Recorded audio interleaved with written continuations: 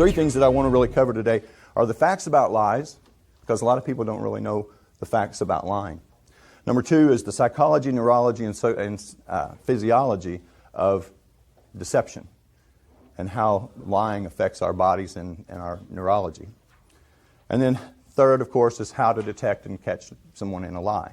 Why do we want to catch a person in a lie? How does that benefit us? Well, first of all, when you catch a person, the goal is not to catch a liar. The goal is to get to the truth. So if you're interacting with a client or a spouse or a child, whatever it is, the goal is not to catch the lie. The goal is to get to the truth. Unless you're interrogating someone, and if it's an interrogation, then obviously you're trying to find the deception and then ultimately the truth. So we'll start out with facts about lies. Now, I gave you all the sheet, but I'll ask you all this. How many think that you're a pretty honest person, that you're not prone to lie? Can I see your hand? We all think that we're pretty honest people. Well, as you look at this sheet, you'll find that an average person in a 10-minute conversation lies about 2.94 times. That's what the studies show. By the age of 4, 90% of all children have mastered lying. We start at a very young age, and we train our children very young to lie. It's us that trains them.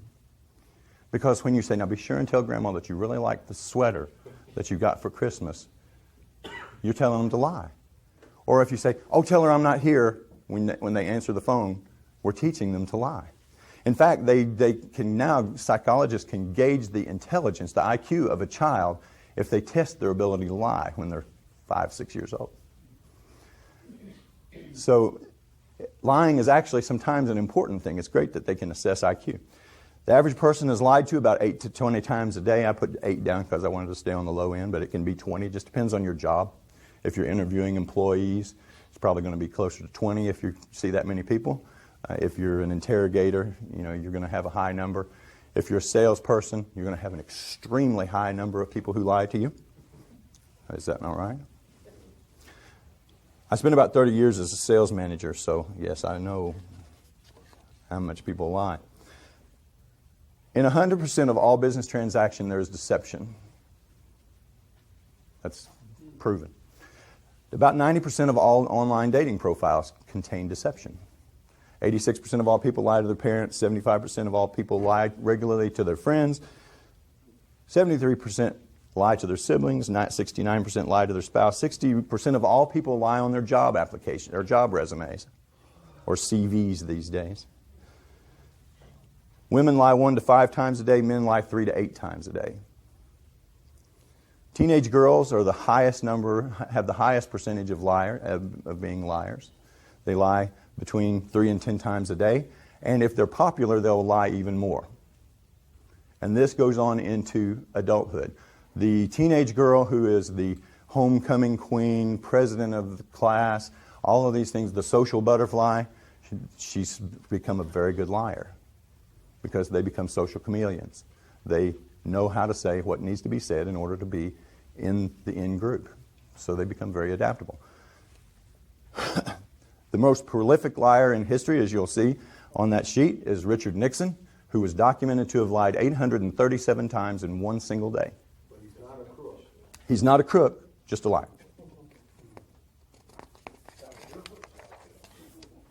Now we're going to do another little exercise. How many people here know how to play rock, paper, scissors? Stuart, you don't count. Okay. Everybody knows how to play rock, paper, scissors, right? Okay. So when you play rock, paper, scissors, we're going to play rock, paper, scissors. Everybody ready to play? Now we got to get the rules straight first. So you're going to do either, you're going to do 1, 2, 3, go, or 1, 2, go is usually the way that's done. So we're going to do 1, 2, throw. Okay? All right. So is everybody ready? All right. Here we go. And you're going to compete with me. I'm going to compete with the room. Okay? So ready? 1, 2, go. How many scissors do we have? You're in. How many paper do we have? You're still in. How many stones do we have? You're out. Okay, ready? 1, 2, go. How many scissors do we have? You're out. Everybody else is still in. Ready? 1, 2, go. How many papers do we have? I win. You got a rock? Oh, I didn't see you guys over there. All right. Ready? 1, 2, go. You're out. Ready? 1, 2, go. 1, 2, go. 1, 2, go. Got me. You broke the pattern. The reason why that works is about 80% of people will throw the stone first. He won't let you play anymore. That's good. Sometimes I get beat. Sometimes I let one person beat me too. But that time I got beat. He did beat me. But what happens is 80% of people will throw stone, and then they follow a pattern. If you win, you'll stay with the same one that you won with. If you lose, you'll go to the one that beat the one you lost with. So if you throw a rock and you get beat with paper, you will throw paper next, statistically. And you'll go backwards through the rock, paper, scissors. And so if I know that, I go the other way, and I'll beat you most of the time. I've got a question. Outside of politics, which is the most, where's the profession where lying is... Teachers, school teachers are the number one profession of liars. They rank the highest. And why is that? Why is that? Because anything that's not the truth is a lie. Now, everything is not a high-value lie. The number one lie told is, I'm fine. We do that in church. How you do that? I'm fine. Exactly. So let's take a look and consider how lying affects you. So we're going to look at the psychology, the neurology, and the physiology of lying. Most people don't realize how much happens when a person lies. Lying is a very hard thing to do. It is not a natural thing for us to do. It requires the body and mind to do things that it doesn't normally do. Just like the rock, paper, scissors is normally a pattern, we don't normally think throughout the day. We like to think that we're thinking conscious, logical, reasoning people. However, studies show that most of the time we don't think during our normal course of our day. Now, a person who is programming, they're going to have to think while they're doing that part of it, up to a certain extent. And to the point, you get to where you can code without having to put a lot of effort into the thought. Now you're going to think of certain routines and things that you've got to think. But most of the time, most people spend about 60% of their time in a light form of trance during the day. How many people have ever driven to work and missed an exit? Why did you do that? Old age. You weren't driving the car. You were off somewhere else. Your subconscious mind was driving the car. You were in the I'm driving to work thought loop. Your subconscious took over, and it did what it does. Especially when you change your job. You go to your old job. Yeah, or go the wrong direction when you move from one house to the other. Your car tries to go to the old house.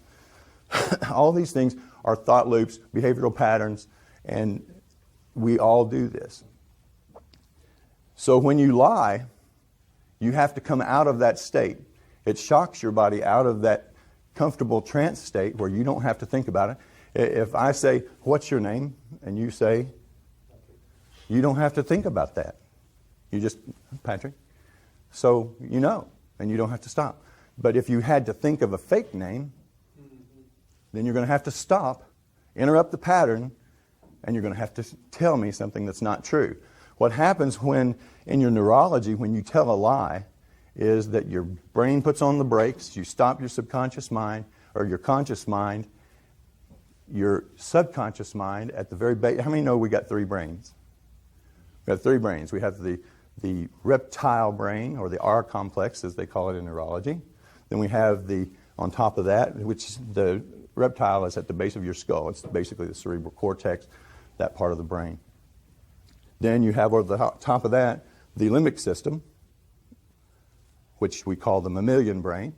And then on top of that, you have the human brain, which is the neocortex. It's the last part of the brain developed. It's the slowest and least informed part of the brain. So when you have to lie, your amygdala triggers the reptile. The reptile puts the brakes on bodily functions. It causes your breathing rate to accelerate. It causes your mouth to go dry. It causes blood to flow out of your extremities into your core and into your large, smooth muscle groups to prepare you in case you have to run. This is what's called the fight, flight, freeze state. When a person does this, weird stuff starts to happen in their body. And this is what we look for in deception detection. That's why I said what Stuart did as far as the deception goes. When a person has no consequence, you don't trigger the fight-flight because there's no reason to go in fight-flight. I have nothing to lose. But if there was $1,000 on the line, if I could guess the liar and you had to pay me $1,000 if I picked it, now we're talking about some stress. And it would be a lot easier to detect. Years ago, we would do when I was a police officer, we would do what's called transient criminal apprehension program stops. And it would be just, you pull over a car that didn't make sense.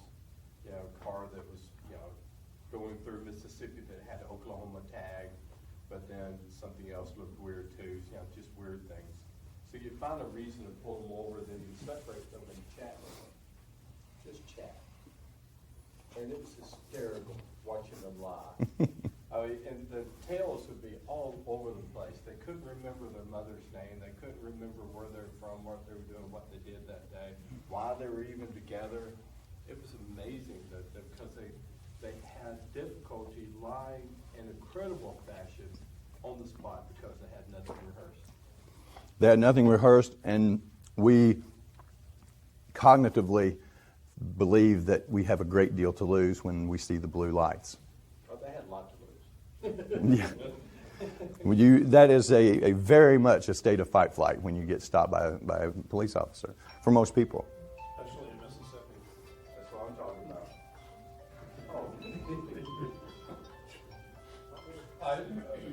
Brief interlude. Nice music.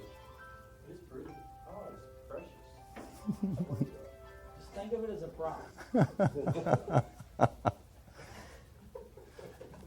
In case you haven't done it, would everybody please silence their cell phones? That's good. But it made me think, and I wanted to, also I didn't do it earlier, I wanted to wait till I was on camera. I wanted to thank George Zubalake. I said that right, didn't I? I spelled it wrong, but I said it right. George sent me a very nice letter after one of the presentations that I did, and actually it was a good thing because he's now on my website as a testimonial. So anyone who goes to the sales page on my deception and body language training site will see George's name and his company name. So if you want to send me a note, I'll be glad to put you on my website. So back to the fight, flight, freeze. It's very difficult, as I said. That's not mine. Ladies and gentlemen, if you'll take a moment to please silence all. You can put them on vibrate, and you'll still know if you're getting an important call. As I started to say, getting someone to demonstrate the fight flight is very difficult in a staged environment. But I can possibly show you kind of what fight flight looks like. Would you care to volunteer? Huh? Okay, come on up. It's not hard and it won't hurt hardly at all.